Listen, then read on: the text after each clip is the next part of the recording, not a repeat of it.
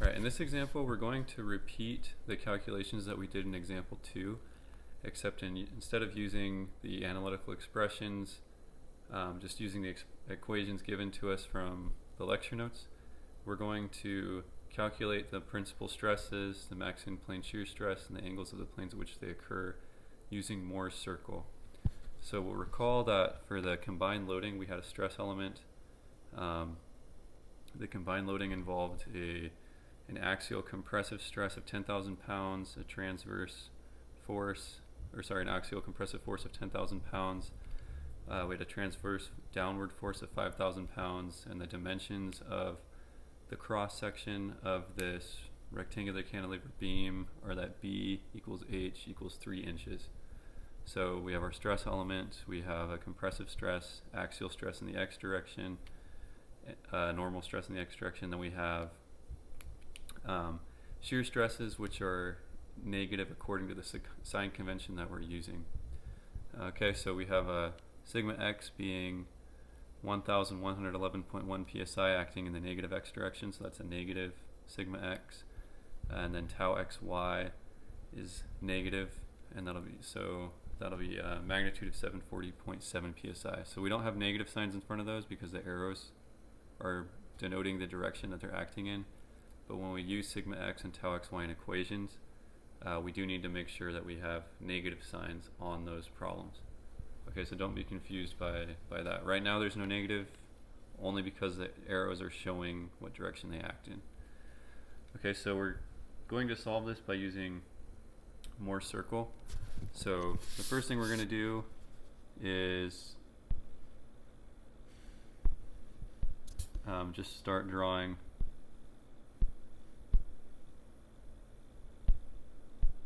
So the first thing we're going to do is draw our axes.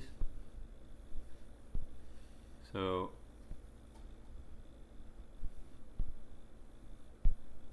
we'll remember that when we do this, the horizontal axis is the normal stresses, the vertical axis is the shear stresses, and the horizontal axis is positive to the right, the shear stresses are positive downward. Okay, so we need to define the center of our Moore's circle, and the center is the average in-plane normal stress, so that's sigma x plus sigma y divided by 2. We know that sigma y is equal to 0, sigma x is negative 1111,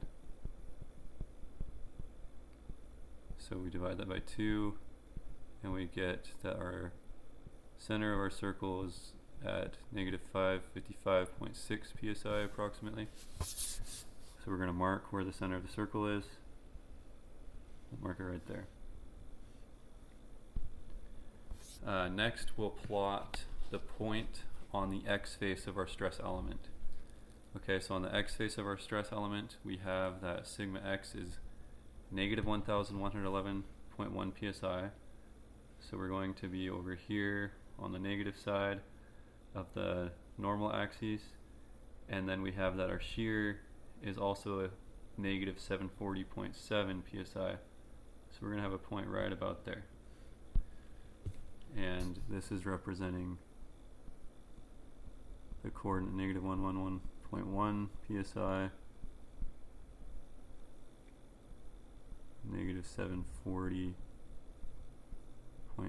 psi. Okay, so if we draw a line between these 2 points, try that again. We draw a line between these 2 points,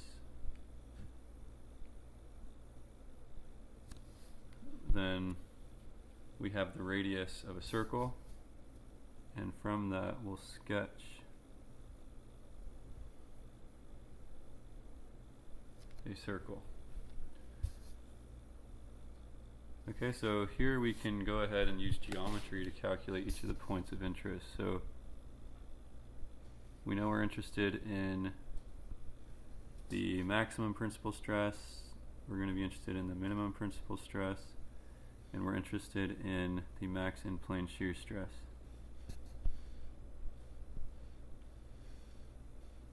So that's tau xy at the other peak of the shear axis. We also have tau xy. This would be the negative side of it though. Okay, so first things first, we know we have the radius. We know that tau xy is a radius away, or in other words, we know that tau xy is just equal to the radius of this circle. So if we can calculate the radius, then we'll already have tau xy. So, and the radius of the circle we can just get from geometry. So we know that this center point here is at negative 555.6 psi. So if we were to drop a line here and make a right triangle, then we know that this distance is just the difference between sigma x minus the center.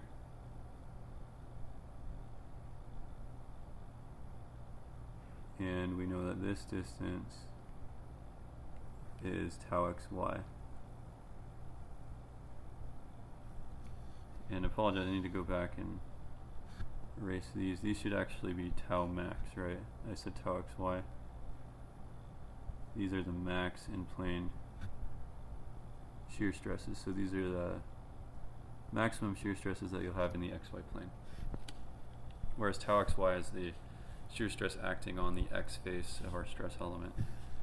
Okay, so we have everything we need right here. We're looking for this hypotenuse of this right triangle. So we can see that tau max is equal to the radius of the circle, which is equal to the square root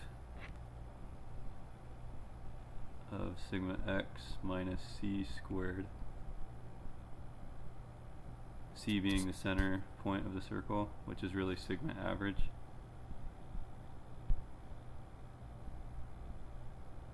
plus tau xy squared.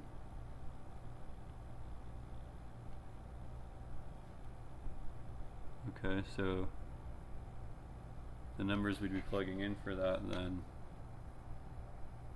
if we're just looking at magnitudes, which is all we care about for this one, we'd have 11.1 minus 555.6 squared plus, and that vertical length, we know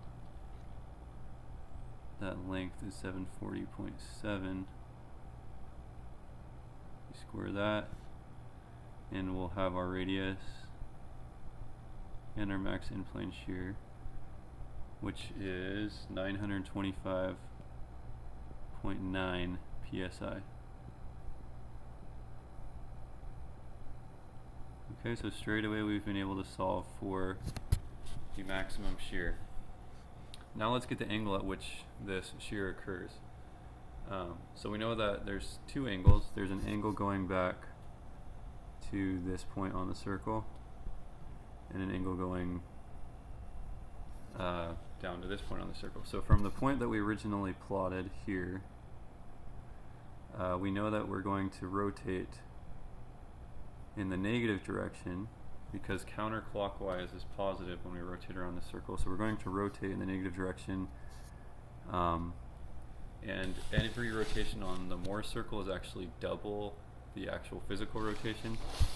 So we're trying to get the angle to that max shear. So we're rotating, this angle is some shear angle. And since we know that this is going to the negative tau max, we know that this is theta s2, right? So we're rotating by 2 times theta s2. So we can just use trigonometry to calculate what theta s2 is going to be. Right, so this angle here is 2 theta s2. And then it's a simple trig problem. So we know that the tangent of 2 theta s2 is equal to, and we're going to put a negative sign because we know we're rotating in the negative direction. And then we just need the magnitudes of the sides of the triangle. So the opposite side of the triangle we know is that difference between 11.1 minus 555.6, and the side that's adjacent to this angle we know is tau xy, which is the magnitude of that side length is 740.7. So if we were to solve this, we'll end up getting that theta s2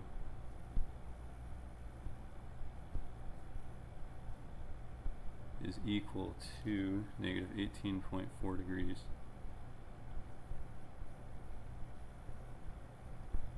Now notice on the circle, the angle to negative tau max and positive tau max on the circle is separated by 180 degrees. So that means in physical space it's separated by half of that, which is 90 degrees. And we know that going from negative tau max to tau max, we'd be rotating in the positive direction. So what we can do when we know theta s2 from geometry, to get theta s1, all we have to do is add 90 degrees to theta s2.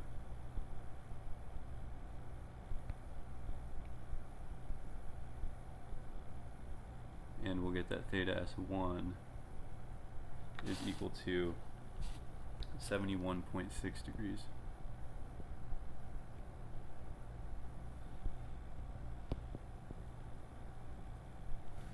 Okay, so don't have to go back and plug things in like we did with the equations. We can do it all with geometry.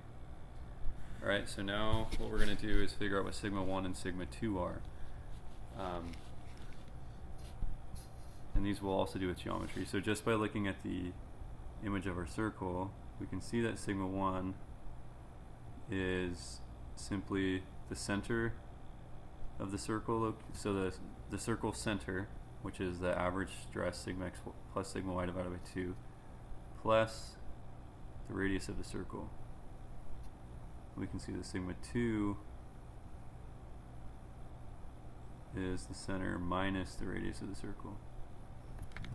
Okay. So, in other words, we have that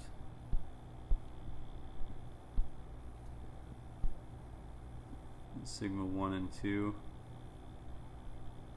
are equal to the center of the circle, which is at negative 555.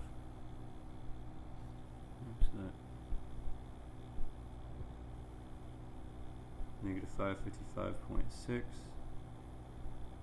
plus or minus 925.9 psi.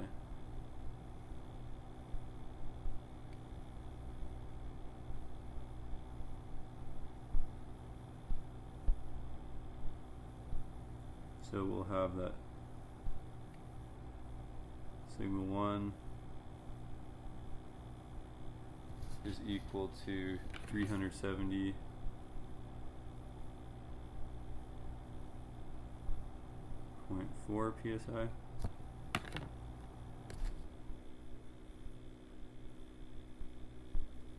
And sigma 2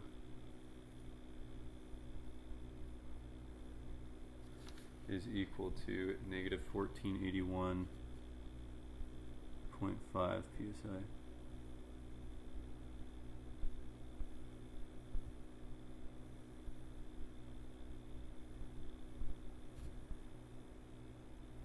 Alright, so the last thing we want to do is figure out the angles at which these principal stresses occur.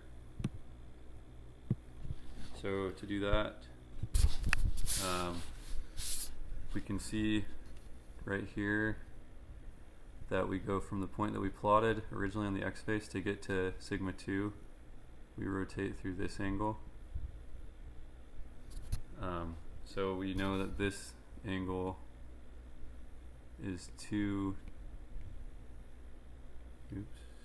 times the angle to the minimum principal strength. We know that that's theta P2, so 2 times theta P2. Alright, and then we know that the opposite side of the angle is tau xy. The adjacent side of the angle has a length of sigma x minus c.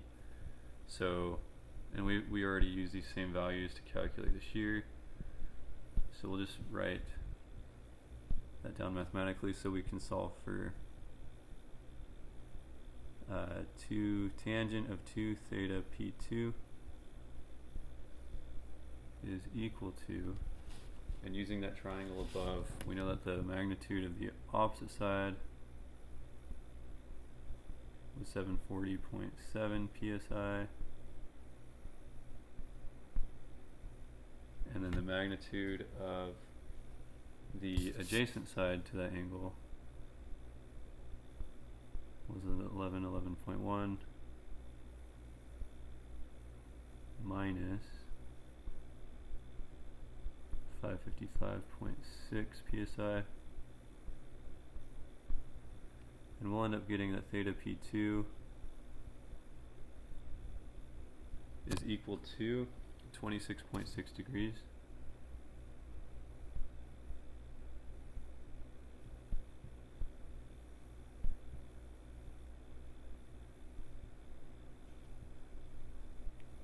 And then we'll take one more look back up here. We'll see that geometrically again. Going from sigma 2 to sigma 1 around the circle, we rotate another 180 degrees, which means in real life, in the physical space, the difference between the angle going to sigma 2 and the angle going to sigma 1 is only half of 180 degrees, which is 90 degrees. So after getting to sigma 2, there's an additional 90 degrees. So we can say that theta P1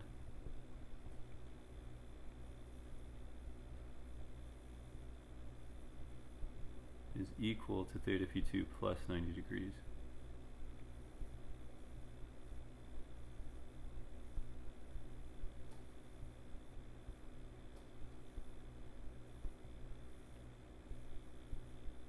Which is going to be 116.6 degrees.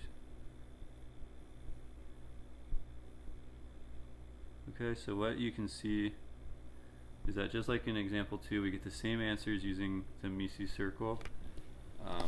It just gives you an alternate way to be able to solve for these maximum stresses. Maybe a little bit more straightforward, but it's something visual, so you can visually see what's going on when you're solving for these principal stresses.